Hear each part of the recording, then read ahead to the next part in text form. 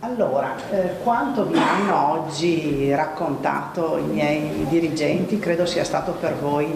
di interesse, ma credo anche di conferma rispetto agli impegni che ci eravamo presi insieme, al percorso che abbiamo fatto insieme,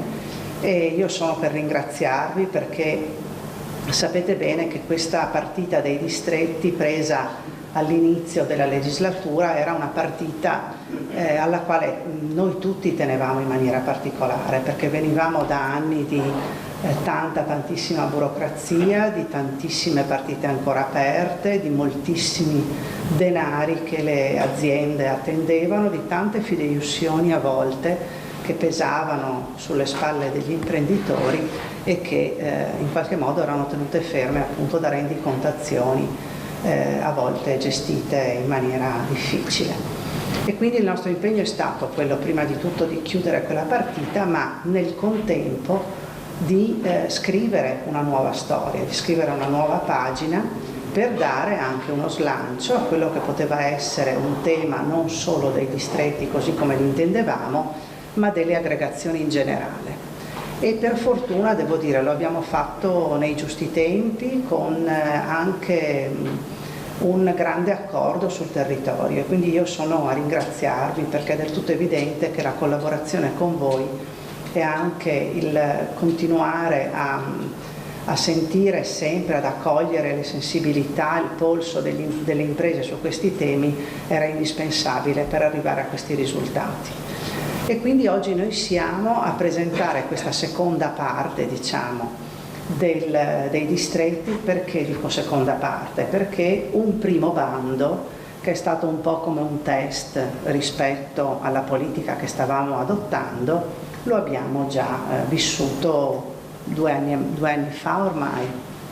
Se ricordate, è stato un bando talmente innovativo che era il primo bando a sportello, era il primo bando assolutamente online, quindi con un metodo di rendicontazione rapido, veloce, comprensibile, con un approccio anche rispetto al mondo burocratico della regione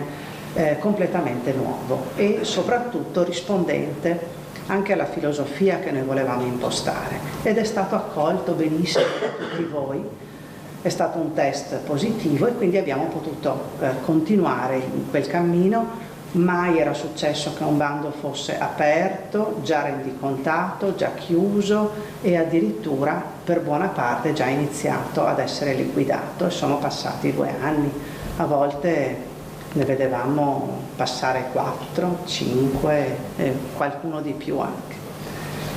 Quindi la strada tracciata era quella giusta, ma soprattutto era perfettamente allineata con le necessità in tema di aggregazioni che oggi non solo i prossimi bandi di programmazione europea, ma credo anche la sfida globale, insomma, della ripresa,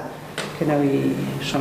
vogliamo assolutamente dire che è arrivata, ce lo racconta il nostro premier nazionale tutti i giorni, ma forse lui va in una sala cinematografica diversa dalla nostra. Però insomma io credo che il tema delle aggregazioni sia un tema assolutamente vincente, perché dà la possibilità intanto di cooperare, di lavorare insieme, di mettere a frutto tante positività, ma soprattutto di poter affrontare anche quello che sono le sfide dell'internazionalizzazione, dell'innovazione di processo anche amministrativo all'interno delle aziende, insomma tutte quelle sfide che oggi sono e saranno domani il pane quotidiano della programmazione europea. E quindi noi siamo assolutamente prima allenati, oggi formati e domani perfettamente come atleti pronti alle Olimpiadi, pronti proprio anche per utilizzare al meglio i fondi europei, che non sono un'infinità di risorse, sapete. Una volta forse lo erano in misura maggiore,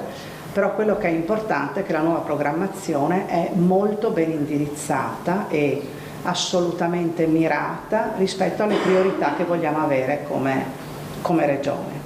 E il tema del manifatturiero, che a voi so essere particolarmente caro, è il tema centrale anche della nuova programmazione europea. Così come avete visto anche rispetto a tutte le categorie che sono appunto ammesse a contributo con questo bando. Avete visto anche quella piccola innovazione che ci hanno richiesto di poter eventualmente inserire accanto alle imprese anche un'azienda di servizi alle imprese, in modo tale che possa essere comunque rendicontata all'interno del progetto e non a carico delle imprese, qualora servisse. Questo soprattutto anche per fare quel salto di qualità nella cultura d'impresa che oggi è indispensabile.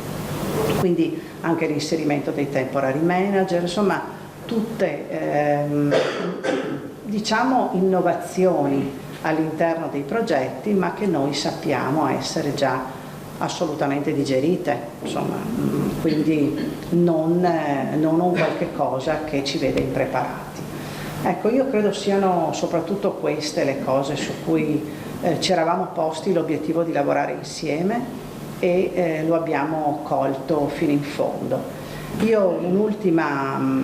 ultimo importante tassello che sto con voi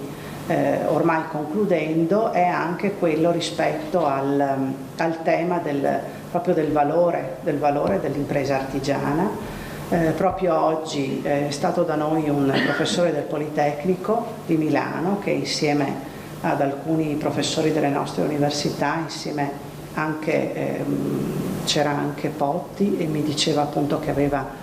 con te iniziato peraltro un percorso su questo fronte. Anche per dire dalla grande Lombardia guardano a noi, guardano al Veneto, guardano alla nostra piccola e media impresa proprio perché ha saputo e perché ha colto fino in fondo oggi l'indispensabile valore del manifatturiero, che credo nessuna regione più di noi abbia un tessuto che lo esprime fino in fondo, ma lo esprime anche con una qualità altissima ed elevatissima di prodotto. E quindi questo è l'ultimo tassello che noi vogliamo assolutamente valorizzare, lo stiamo facendo con un gruppo di lavoro appunto anche insieme a voi, che non è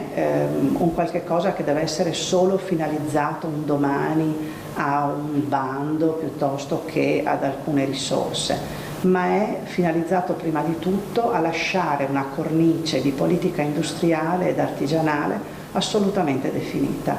perché io credo che non ci si possa più permettere come Veneto di improvvisare le politiche regionali e tantomeno di avere risorse, poche o tante che siano, e che non abbiano invece poi radici solide rispetto alle necessità delle imprese. Abbiamo detto sin dall'inizio, volevamo capovolgere, e io mi auguro che lo si sia colto, volevamo capovolgere il rapporto con l'impresa, essere noi, quindi noi politica, noi amministrazione, che andiamo nelle imprese e non le imprese che non solo non vengono da noi, ma che debbano in un qualche modo fare degli slalom per rincorrere magari difficoltà anche amministrative e burocratiche che qualcuno lontano si inventa. In realtà noi abbiamo scritto questi bandi a 4, a 6, a 18, a 50 mani, perché riteniamo che voi dobbiate quasi conoscerli prima ancora che escano. Non è questione di fare lobby o di dire io ho avuto il bando prima, non è questo, non è nulla di scorretto. Io trovo che sarebbe molto più scorretto far calare dall'alto qualcosa che poi non è pertinente rispetto alle necessità che avete voi.